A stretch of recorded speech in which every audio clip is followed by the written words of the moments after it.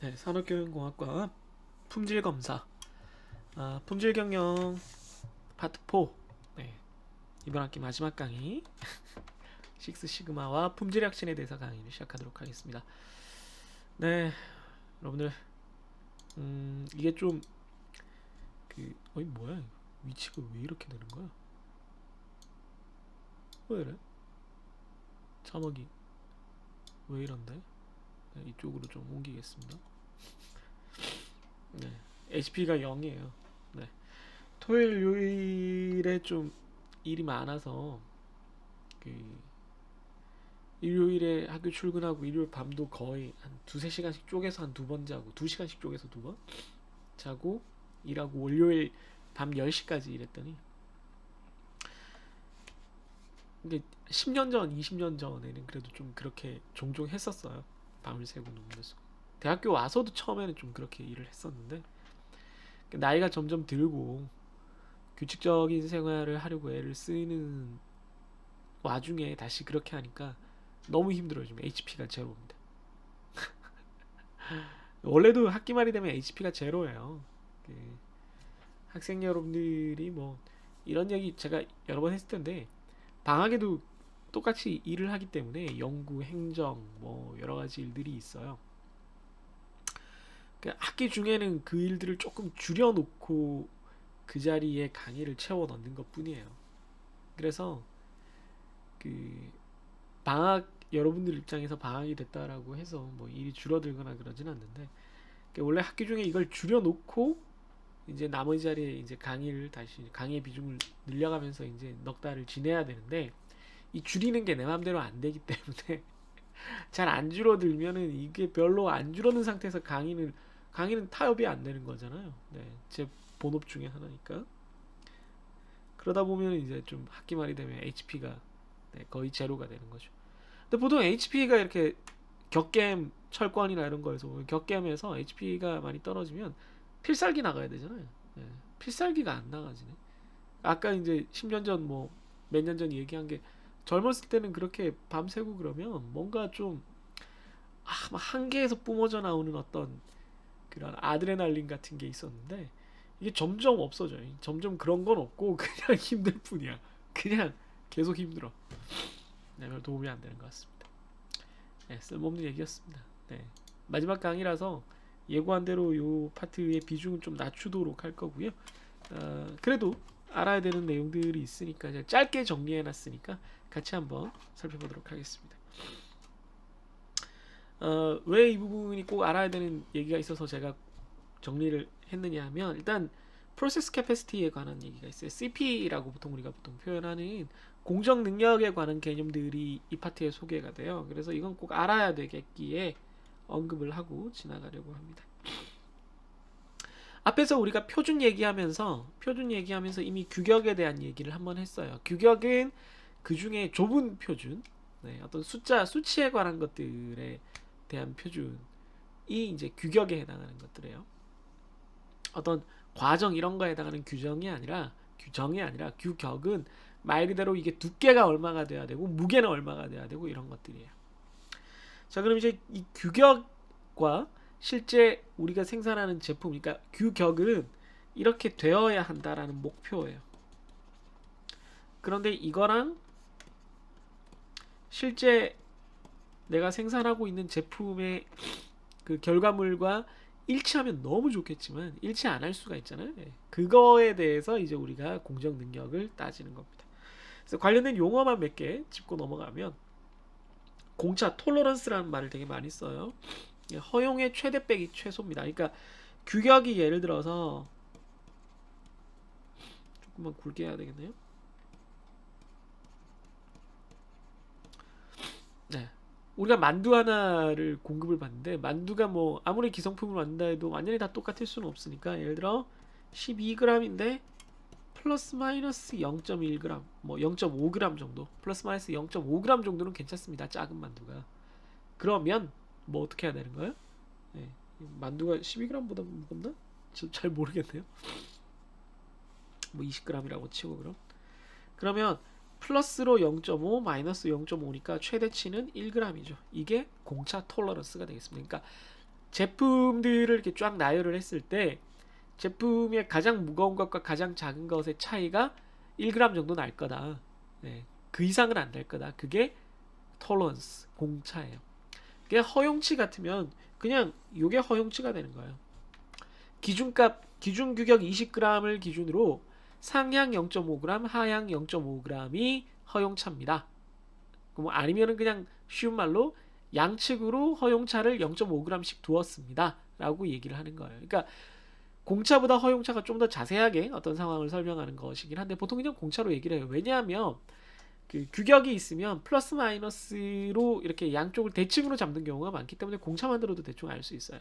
물론 경우에 따라서는 비대칭으로 잡아야 되는 것들이 있어요. 예를 들면 어떤 볼펜 같은 경우 이렇게 필기 했을 때 이건 뭐지 인터넷이 아니라 그 화면에다가 타블렛으로 하는 거니까 뭐 그게 없겠지만 볼펜을 우리가 실제로 쓴다라고 하면 이게 제한이 있잖아요. 제한.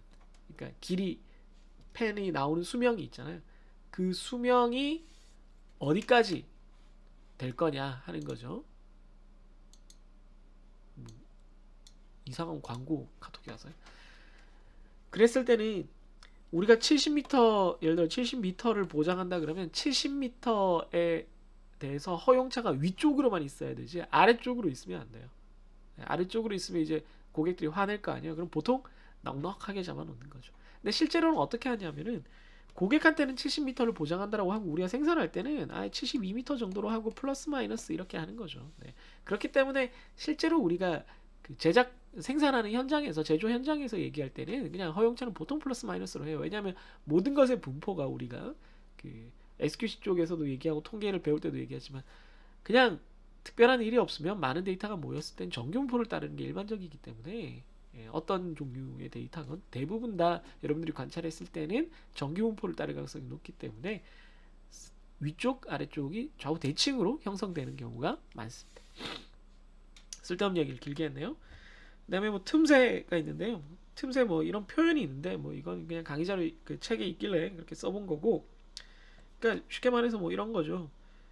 이렇게 생긴 곳에다가 이게 단면이라 치고 이렇게 생긴 걸 끼워 넣는데 이게 B죠. 요게 B거나 라지 B가 되는 거고 여기가 스몰 a에서 라지 A까지 커지는 거죠. 그래서 이게 최대 틈새는 이쪽이 제일 크고 이쪽이 제일 작으면 이렇게 틈새가 생기겠죠. 그랬을 때 최대 틈새, 최소 틈새는 반대일 거고요. 최소 틈새가 0보다 크다. 그러니까 아무리 구멍을 최소 틈새 얘죠. 아무리 구멍을 작게 하고 얘를 크게 만들어도 우리가 공차 범위에서 그렇게 해도 이게 남는다 그러면 항상 헐겁다는 거죠. 네. 최소 틈새를 만들어도 최대 틈새를 만들어도 그러니까 받아줘야 되는 쪽은 가장 작게 들어가야 되는 쪽은 가장 크게 받아줘야 되는 쪽은 가장 크게 들어가는 쪽은 가장 작게 만들어도 이게 부족하다 마이너스다 그러면 억지로 끼워지는 상태가 됩니다. 이건 뭐 당연한 얘기라서요. 그냥 최대 틈새 최소 틈새의 개념만 알아두시면 되겠습니다. 자 이제 공정과 규격 간의 관계입니다. 앞에서 말씀드렸지만 공정에서 우리가 생산된 제품과 우리가 만족시켜야 되는 목표인 규격과 어떤 관계가 있느냐 하는 겁니다. 그래서 규격은 사실 이렇게 정해져 있는 거죠. 네. 네. 규격은 U와 L로 정해져 있습니다. 뭐 이게 제품의 무게 같은 거라고 한번 해볼게요. 네, 뭐 생각하기 나름이지만 뭐 여러 가지가 있겠지만 그냥 제일 간단하게 무게라고 하겠습니다. 그래서 네 가지 케이스를 지금 얘기하고 있어요. 첫 번째는 정상인 케이스입니다.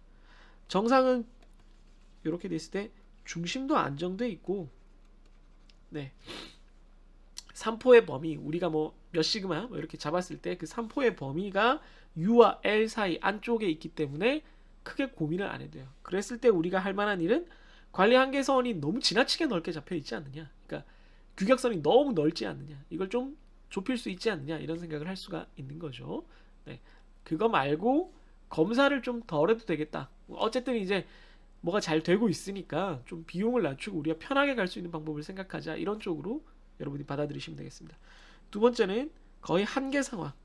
중심은 안정되어 있는데 이 3포가 몇 시그마를 뭐 적당히 우리가 규칙을 정해서 잡았더니 UR에 달랑달랑달랑 걸리는 그런 상황인 거예요. 예, 실제 뭐 측정된 샘플로 측정된 값의 최대 최소치라고 볼 수도 있고요. 레인지 같은 걸로 봤을 때 이게 달랑달랑 하면은 기본적으로는 이게 꼭 전수 검사를 할 필요는 없어요. URL을 만족하고 있기 때문에. 그런데 이게 요런 느낌이다. 점점 늘어나는 것 같다. 그러면 불안한데 하면 전수 검사를 할 필요는 있겠죠.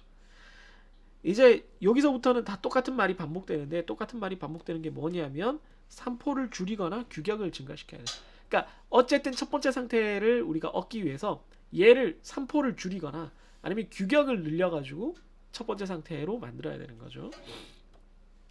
세 번째는 범위는 괜찮은데 이렇게 약간 찌그러지거나 어쨌든 중심이 좀 벗어나 있는 경우에, 중심이 벗어나 있다는 거는 이 규격 이 범위에는 관리 한계나 규격 범위는 만족하고 있지만 좀 불안한 거거든요. 그죠? 평균이 항상 한쪽, 관리도 우리 해석할 때도 그렇지만 한쪽으로 치우쳐 있는 건 좀 문제가 있단 말이에요.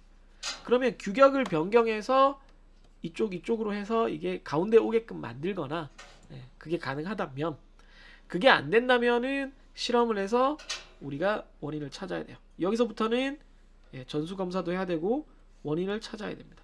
아래쪽도 똑같은 얘기가 나와요. 계속 똑같은 얘기 나옵니다. 마지막으로는 우리가 관리도에서도 얘기하듯이 아예 벗어난 거죠.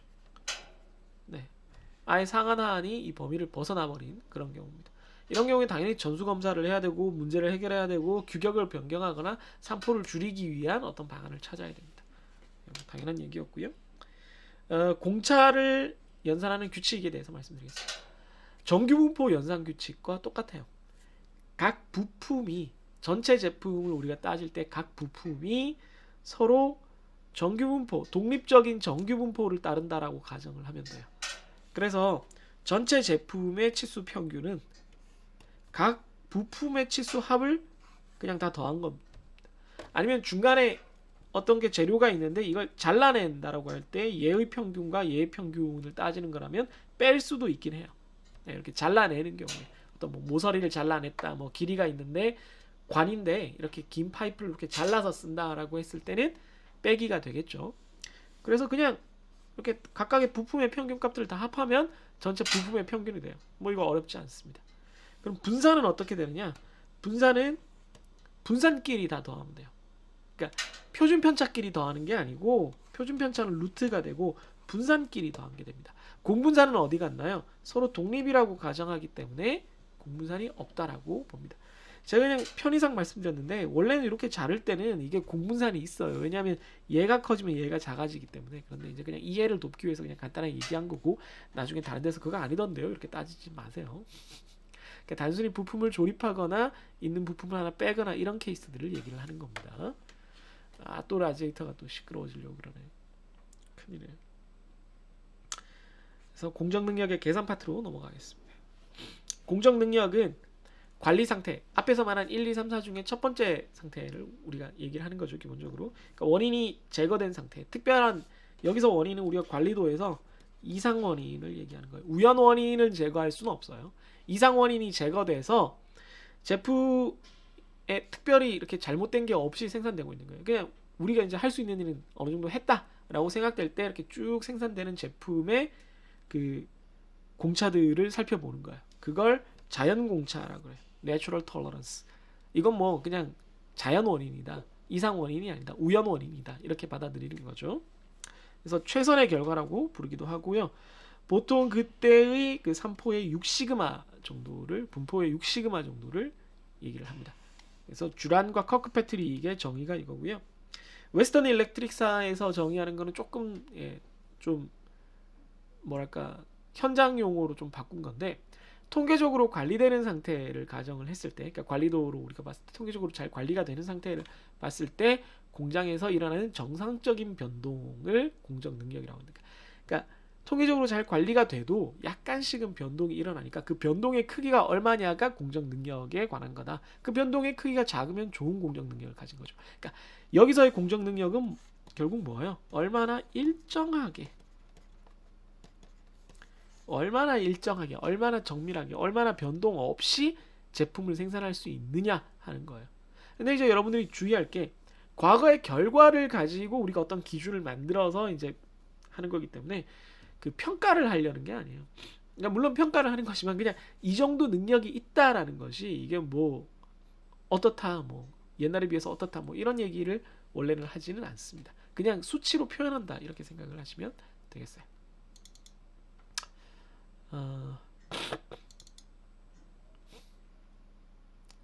네.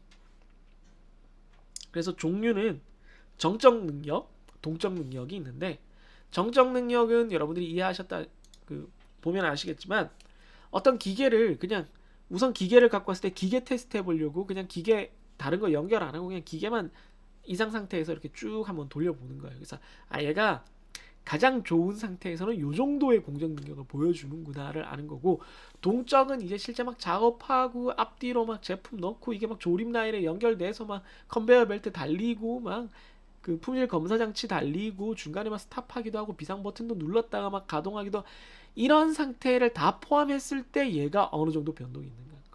당연히 영향이 있겠죠. 막 멈췄다가 하고 작업자 바뀌고 막 재료가 막 이렇게 들어왔다가 저렇게 들어왔다가 라인에 막 새로 설치하고 막 이러면 더 힘들죠. 우리가 관심 있는 건 당연히 동적이죠. 실제 현장에서 어떻게 굴러먹을 수 있느냐, 실제 현장에서 얘가 굴렀을 때 어느 정도 능력을 뽑아내느냐 하는 거니까요.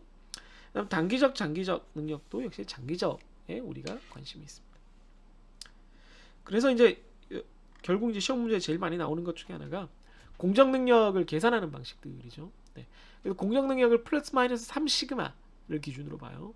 그 안정된 상태, 관리된 상태에서 제품을 생산했을 때 그 제품들의 그 분산, 표준 편차를 가지고 그 플러스 마이너스 3시그마, 즉 크기로 따졌을 때 6시그마의 공차를 보고 6시그마의 공차가 작으면 작을수록 좋은 거죠. 그죠? 네. 그래서 6시그마가 작으면 작을수록 좋은 거니까 이 공정 능력 지수를 어떻게 만드냐면 이게 작아지면 전체가 커지게끔 만들어준 거죠.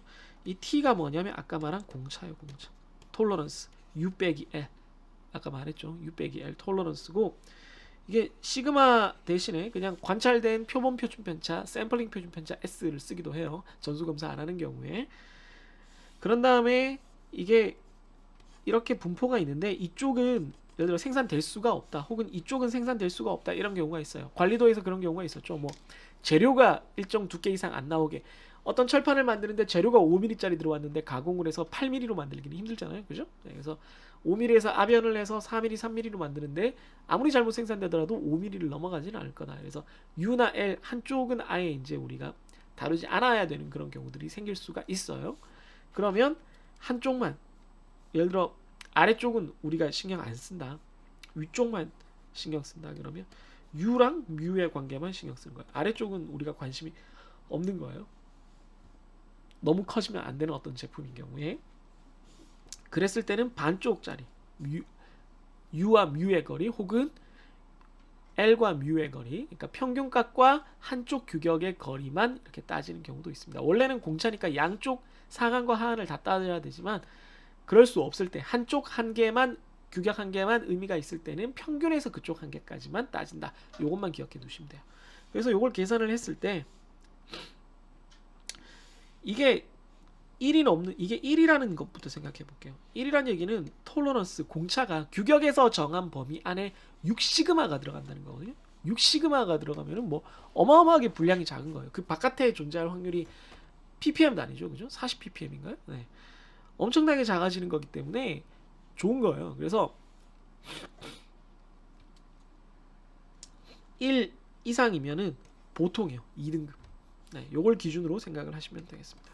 다 지우고, 우리가 보통 얘기하는 게 1 기준이에요. 1. 그래서 1이면은 6시그마를 달성을 한 상태라서 보통이고요. 요즘 근데 워낙 이게 기준이 높아져가지고 1.33 이상이면은 1등급 만족, 1.67이면은 0등급이라 해서 매우 만족. 이건 뭐 거의, 이게 원디짓인가 아마, 그래도 싱글 디짓 정도 될 겁니다. 그래서 공정 능력 B는 CP를 뒤집은 거예요. CP를 뒤집은 거. CP를 뒤집으면 말 그대로 역시 2등급 보통일 때 1이면 100%죠. 100%.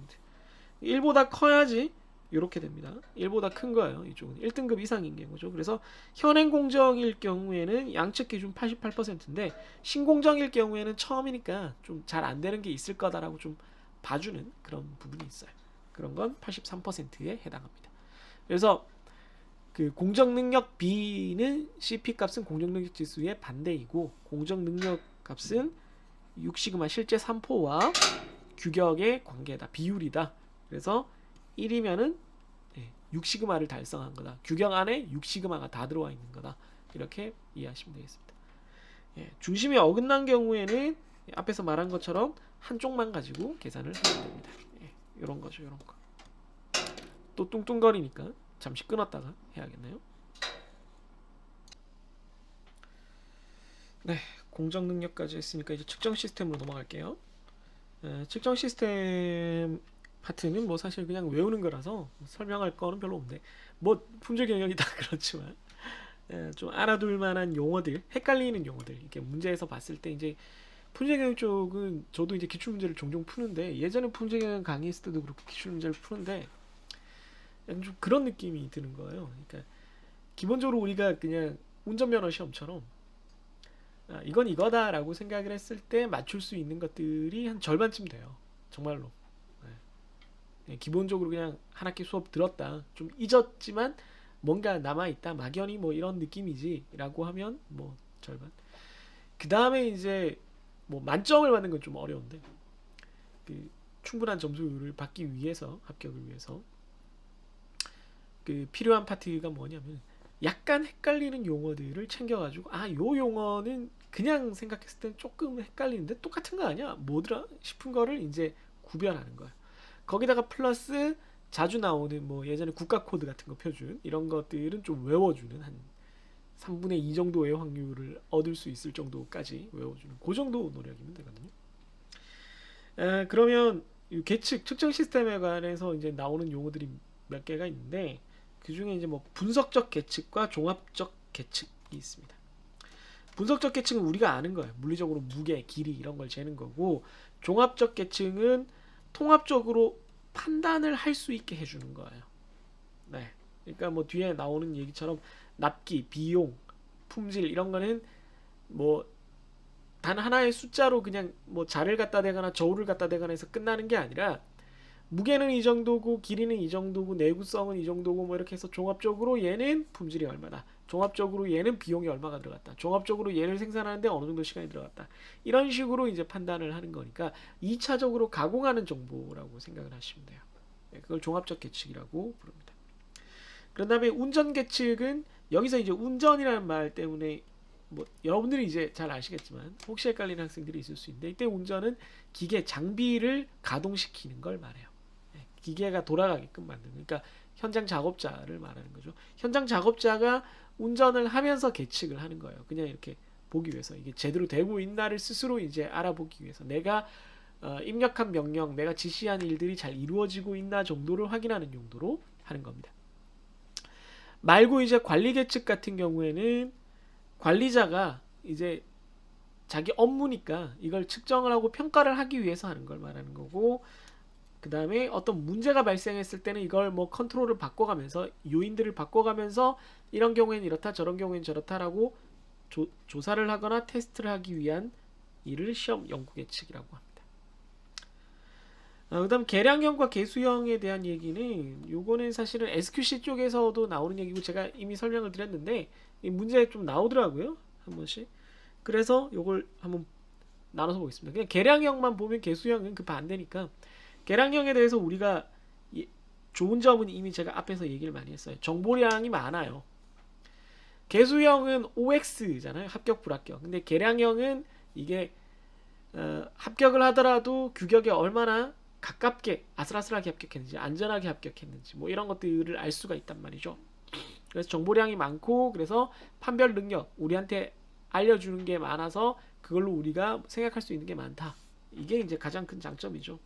그럼 장점만 있지는 않을 테니까 단점은 뭐냐면은 원가가 높고 숙련도가 필요하다. 이건 다 그냥 이렇게 생각하면 돼요. 어렵다. 측정하는 게 어려워요. 시간과 비용이 많이 들고 전문성이 필요합니다. 네. 그러니까 자로 이렇게 정밀하게 측정하거나 무슨 기구를 사용하거나 이래야 되는 거잖아요. 합격 불합격은 말 그대로 합격 불합격이에요.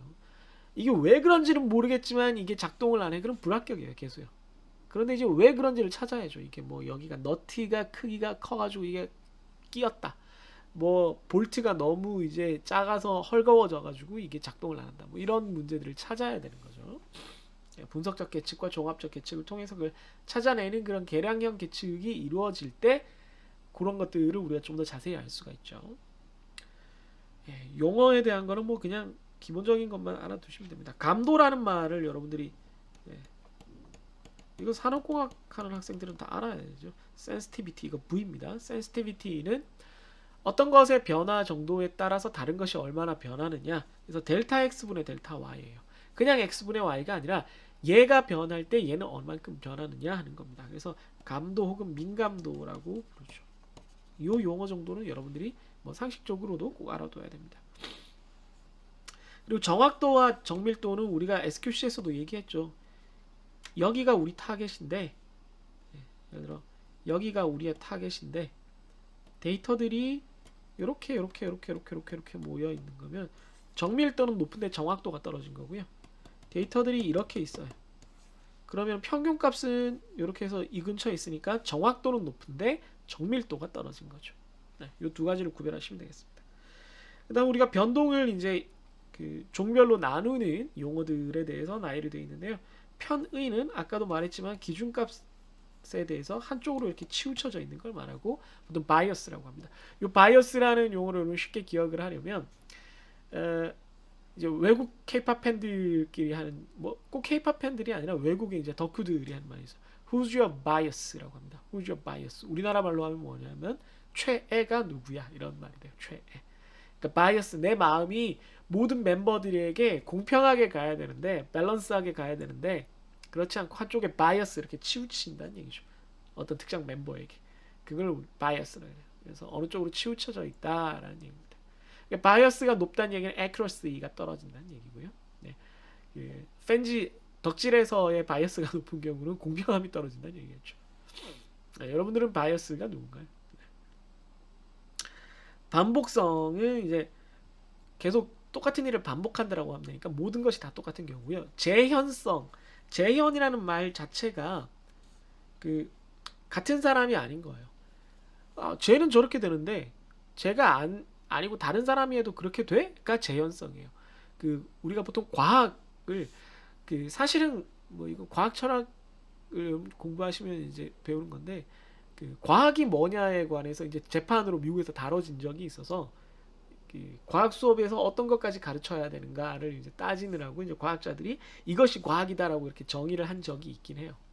뭐 그 이후에 사실은 과학 철학을 하는 사람들이 막 이렇게 또 의견을 많이 내서 그런 식으로 과학을 정의할 수 없다는 게 또 의견이 되긴 했지만 어쨌든 그때 이제 그러니까 일반적으로 그때 스티븐 제이 굴드 같은 위대한 과학자들이 이렇게 모여가지고 증언을 한 그 과학 선언문 같은 그 법정 증언에서 우리가 일반적으로 아는 좁은 의미의 과학을 다음과 같이 정의를 한 게 뭐냐면 재현성이 있어야 된다는 거예요. 재현성.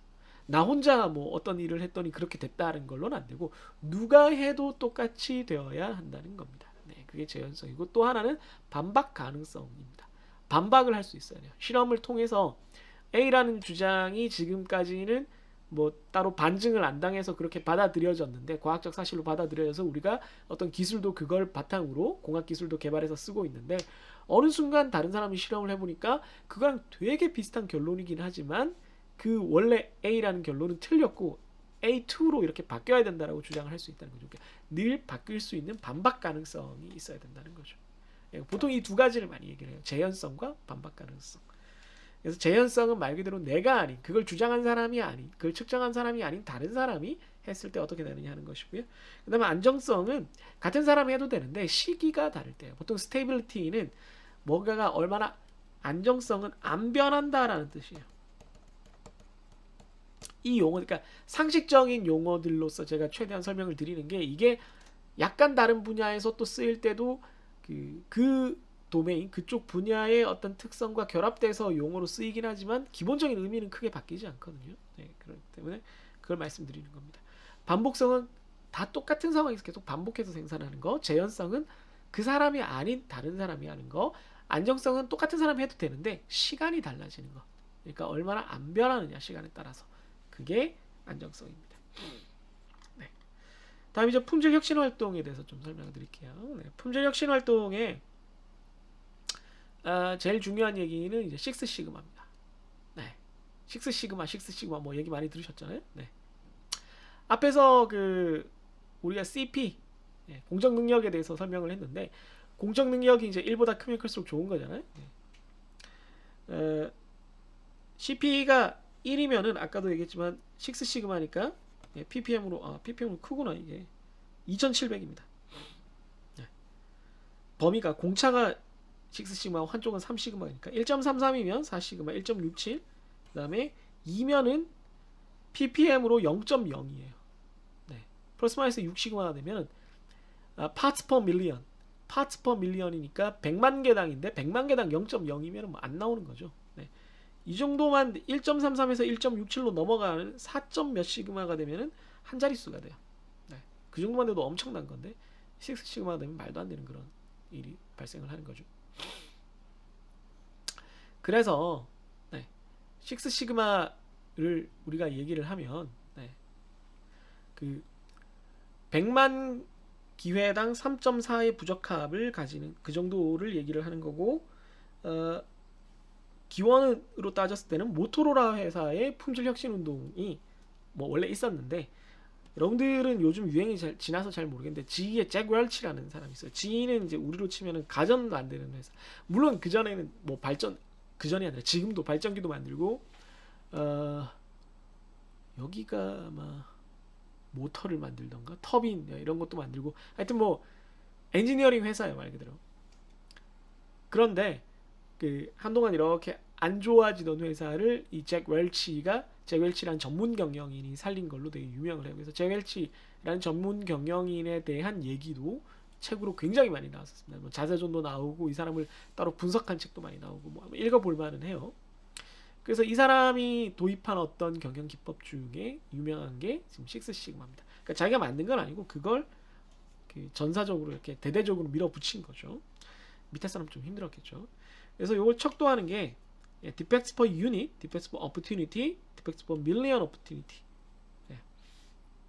뭐 이렇게 세 가지로 나눠서 봅니다. 그러니까 그냥 제품분의 결점, 그러니까 디펙트를 보기도 하는데 불량이 생기는 기회라고 해서 좀 더 이제 추상적인 개념을 다 집어넣는 거죠. 불량이 생길 수 있는 기회마다 얼마나 불량이 있느냐로 보고 그거는 이제 100만을 곱해서 표현하기 쉽게 한 게 DPMO가 되겠습니다. 그래서 6 시그마를 가지고 이제 주요 개념 뒤에 가서 좀 더 자세히 보지만 주요 개념이 뭐가 있냐면 잭 웰치 얘기를 한 이유가 최고 경영자가 의지가 있어야 돼요. 이게 비용도 많이 들고 시간도 꽤 걸립니다. 그래서 다른 TQM이나 TQC도 마찬가지지만 최고 경영자의 의지가 항상 중요하고요. 구체적인 critical to quality를 항상 발굴해내고 그걸 관리해야 됩니다. critical to quality는 뭐냐면은 치명 요인이라 그래서 불량을 일으키는 부적합을 일으키는 가장 치명적인 원인들이 뭔지를 찾아내는 겁니다. 그러니까 품질의 가장 치명적인 요소들이 뭔지를 찾아내고 그걸 관리 감독하고 개선시키는 일입니다. 그래서 TQM의 결함 예방 철학을 통해서 이게 1위로 가는 거죠. 얘를 예방을 하는 거죠. 그런 문제가 있을 것 같으면. 그래서 결국 최종적인 목표가 목표나 성과가 당연히 코스트는 줄이고 고객의 만족도 퀄리티는 올리고 고객이 만족하는 게 퀄리티잖아요. 이 두 가지입니다. 그래서 이게 바로 다음 페이지로 나와요. 다음 페이지군요. 가치공학에 나온 얘기입니다. 6 시그마를 추진하는 방법에 대해서 절차는 되게 여러 개 있고 이제 조직을 주로 얘기를 하는데 챔피언이 한 사람 있어요. 보통 목표를 설정해 주는 사람 최고 경영자가 될 수 있고요. 마스터 블랙벨트가 이제 좀 윗선에 있는 이거 거의 실무 담당자하고 주로 블랙벨트가 실무 담당자입니다. 그린벨트는 이제 그 사람들로부터 지시를 받아서 하는 기초 기법들을 적용하는 사람들이고 블랙벨트가 보통 핵심입니다. 마스터 블랙벨트는 이 사람들에게 자문을 하고 교육을 하는 사람들을 얘기를 합니다. 그래서 이 조직이 보통 핵심이 되죠. 그래서 블랙벨트를 취직했다 그러면 이제 6 시그마를 달성하기 위한 어떤 기법들을 다 이해하고 6 시그마의 절차나 규정을 다 이해하고 이거를 실천에 옮길 수 있다 이런 뜻이 됩니다.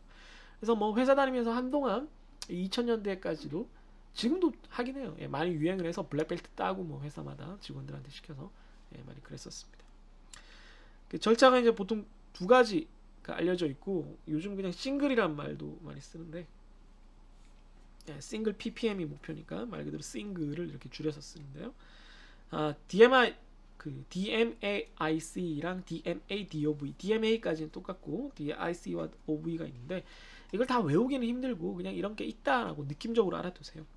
define은 고객 요구사항을 define 알아두는 거고요. 그러니까 요게 고객이 바라는 바다라고 이제 딱 우리가 합의를 하고 진행을 하는 거죠. 그런 다음에 measure 이제 프로세스를 이제 만들어 놓는 거고, analyze는 이제 우리가 프로세스를 그 현장을 측정해서 이런 프로세스로 작업이 이루어지는구나를 딱 이렇게 매저 단계에서 해놓으면 analyze and analysis 단계에서 여기가 치명 핵심 인자구나, 여기가 품질을 결정을 하는구나, 딴 데는 좋아졌다 나빠졌다 해도 큰 영향이 없는데 여기는 조금만 변하면 품질이 휙휙 변하더라, 여기가 핵심이구만, 이렇게 한다는 겁니다. 그러면 당연히 걔를 improve 해야 될 거고요. 그다음 지속적으로 이걸 유지하기 위해서 컨트롤할 방법을 찾아야 됩니다.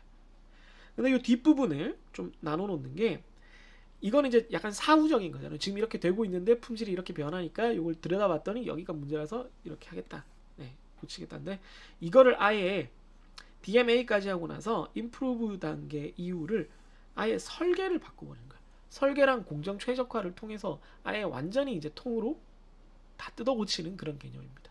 그래서 DMA 한 다음에 DOV를 해봐요. 디자인, 제품 설계를 새로 하고 옵티마이즈, 공정을 완전히 옵티마이즈하고 최적화하고 그걸 이제 검증해보는 그런 순서로 진행을 할 수도 있습니다. 그래서 더 높은 수준의 싱글 PPM을 달성하기 위해서 싱글이라는 절차를 얘기하기도 하는데요. 이건 거의 용어 끼워 맞추기예요. 용어 끼워 맞추기 되게 많이 하거든요. 여러분들 경영 쪽 그 박물관들 보면은 이렇게 기억하기 쉬우라고 어떤 용어를 우리가 아는 단어로 만들고 각 단어를 에크로님, 약자로 이렇게 풀어서 쓰는 그런 거 많이 합니다. 여러분들은 잘 모르시겠지만 엑소도 그렇고, 엑소는 그런 정도의 약자는 아니죠. HOT라고 이제 1세대 아이돌이 있어요. 그냥 HOT, 핫하다 뭐 이런 느낌의, 그 당시 그 전에는 핫하다 이런 말 안 썼어요. 그러니까 그 핫하다라는 게 되게 멋있다, 섹시하다, 인기 있다 이런 영어 표현인데, 그때는, 그전에는 98년도니까 이게 97년도, 그때는 그런 말 안 썼어요. 근데 이제 그걸 이제 SM에서 처음에 도입하려고 했는데 아이돌 그룹 이름으로 지었는데 그냥 핫 이러면 이상하니까 HOT라고 불러요. HOT라고 부르려면 뭐가 약자가 돼야 돼요. 끼워 맞추는 거죠. 이제 끼워 맞추는 게 하이파이브 오브 티네이저, 10대들의 승리 막 이렇게 이제 끼워 맞춘 거죠. 당연히 처음 들었을 때 멤버들이 아연실색했고, 그중에 뭐 토니 나 앤디는 이제 미국에서 이제 있다 왔으니까 이게 도대체 무슨 말도 안 되는 말 조합이야라고 생각을 했을 거고, 아무튼 그런데 뭐 그냥 한 거죠. 그런 게 많아요. 우리나라 그룹들이 뭐 엄청 많습니다. 예를 들면 핑클 같은 경우도, 이효리가 요즘 활동하는데 핑클도 제가 1세대 약자를 잘 아니까 이렇게 하면은 fine, 음악에서 fine 있죠. 끝내다. fine, killing liberty.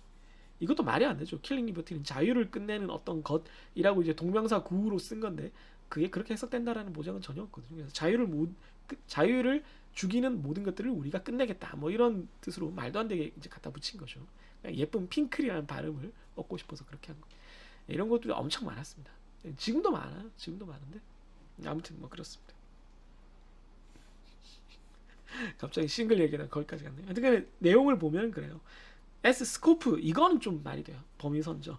일루미네이션은 현상 파괴. 일루미네이션은 빛을 비추다, 조명하다, 밝히다 이런 뜻이거든요. 그러니까 도대체 왜 그러지? 손전등으로 이렇게 비춰서 보는 이런 느낌을 이제 살리는 거예요.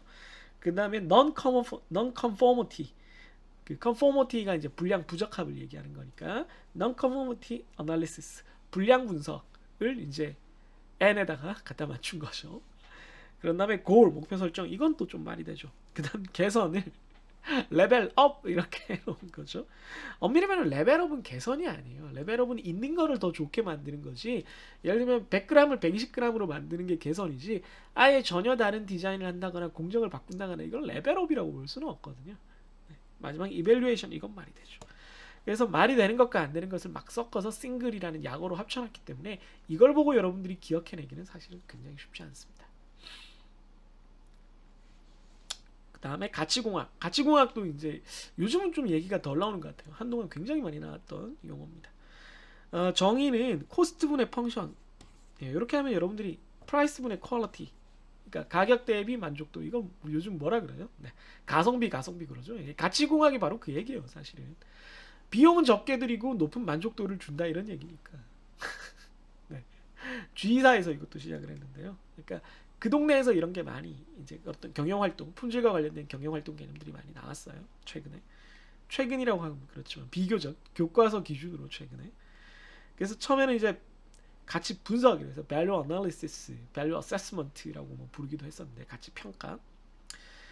가치 분석은 코스트가 유지되면서 이제 펑션, 코스트를 어떻게 이제 일정하게 유지할 거냐, 이제 코스트가 더 치솟지 않게 어떻게 할 거냐, 뭐 이런 느낌이었는데 가치 공학 쪽으로 오면은 이걸 한쪽을 고정하고 이걸 올리거나 아니면 코스트를 줄이거나 아니면 코스트도 줄이고 펑션 기능 만족도도 올리거나 이렇게 하는 게 이제 목표가 되는 거죠. 그래서 가치 공학에서 이제 가치 혁신까지 뭐 이건 이제 목표를 더 심하게 항상 그렇지만 목표를 더 심하게 더 높게 더 넓게 잡고 항상 더 고객에게 더 도움이 되는 거, 비용은 더 낮추는 거, 품질은 더 높이는 거 쪽으로 무조건 가요. 당연하지 뭐. 그럼 새로운 개념이나 기법 들고 오면서 예전보다 품질은 조금 나빠지지만 비용은 좋아집니다 이렇게 말할 사람은 아무도 없거든요. 경쟁은 점점 치열해지고 고객들의 눈높이도 점점 까다로워지기 때문에 당연히 그럴 수밖에 없습니다. 그래서 가치 혁신은 시장 지향이고 이제 move라는 말로 바뀌면 그래서 시장 중심, market oriented value engineering. 그래서 시장 중심 가치 공학이라 그래서 시장 중심이라는 게 시장 지향이라는 말에다가 마케팅까지 섞어 놓은 얘기가 되겠습니다. 그래서 일반적으로 코스트는 줄이고 만족도는 올리고. 그러니까 만족도라는 게 기능이 더 좋다든가 퀄리티가 더 좋다든가. 근데 결국은 고객이 느끼는 만족도를 얘기하는 거예요. 네, 품질 혁신 활동에 이제 사용되는 구체적인 기법들에 대한 리스트가 쭉 나오던데 짧게 설명하고 마치겠습니다. 이거야말로 브레인스토밍은 뭐 우리가 다 알죠. 아이디어를 쏟아내게 하는 회의 방법, 그런 이제 실천 기법인데 크게 이제 보통 4가지의 원칙이 있다고 해요. 네. 비판하면 안 되고 자유분방하게 얘기를 할 수 있어야 되고 최대한 많은 아이디어, 너무 많아 이제 그만해 이런 거 없이 최대한 많은 아이디어가 깔리게 해야 되고 다른 사람의 아이디어에 숟가락 얹는 거를 허용을 해줘야 돼요. 야 그거 좋은데 이렇게 해보자, 그거 좋은데 이렇게 해보자, 야 이거 좋은데 결합해보자, 이런 걸 무조건 허용해야 됩니다. 그걸 거의 장려해야 돼요. 그 다음에 이제 고등법은 요거에다가 이제 플러스 한 건데 브레인스토밍인데 상위 개념 아이디어만 제공을 하는 거니까 너무 구체적인 범위로 좁혀놓으면 사람들이 거기에 갇혀 있으니까 좋은 샤프를 우리가 생산하려면 뭘 해야 되느냐 이런 말 말고 자 필기구를 상상해 봅시다 라든가 문구 제품을 상상해 봅시다 라고 하면은 사람들이 거기에 대해서 생각을 하다가 나중에 아이디어를 다 모았을 때 샤프에 적용할 수 있는 것을 하면 단순히 샤프 펜슬만 생각했을 때보다 더 많은 아이디어를 얻을 수가 있다는 것이죠.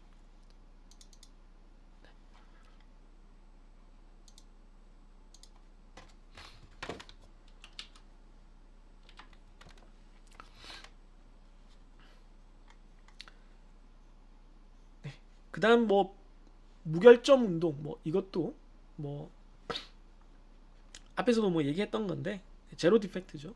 마틴사 미국 항공사인 마틴 항공사에서 이제 시작된 거고 G사로 이제 확대된 건데 뭐 무결점을 위해서 예방 비용이 되는 거죠. 비용을 무결점이 되면 결국은 실패 비용, 품질 실패 비용이 거의 사라지기 때문에 그 종업원 입장에서 더 나은 그 회사가 더 나은 회사의 결과를 얻을 수가 있다라고 이제 지속적으로 노력하는 뭐 그런 얘기고요. 품질 관리 불임조는 이제 일본에서 많이 한 건데요. 그 품질 경영 활동을 실천하는 이제 세부 조직으로 소집단을 만들어서 모두가 다 참여해서 자기 개발도 하고 서로 도와주고 가르쳐주는 이런 그 스터디 그룹처럼 이렇게 하는 거예요. 실천도 물론 하지만. 그래서 6대 사명이라 그래서 뭐 생산성과 품질, 그 다음에 원가 납기, 뭐 이거는 우리가 다 이해할 수 있는 거고, 요게 이제 잘 기억이 안 나는 거죠. 안정과 윤리가 들어간다라는 거죠. 그다음 마지막으로 품질 관리 7대 도구가 있는데요.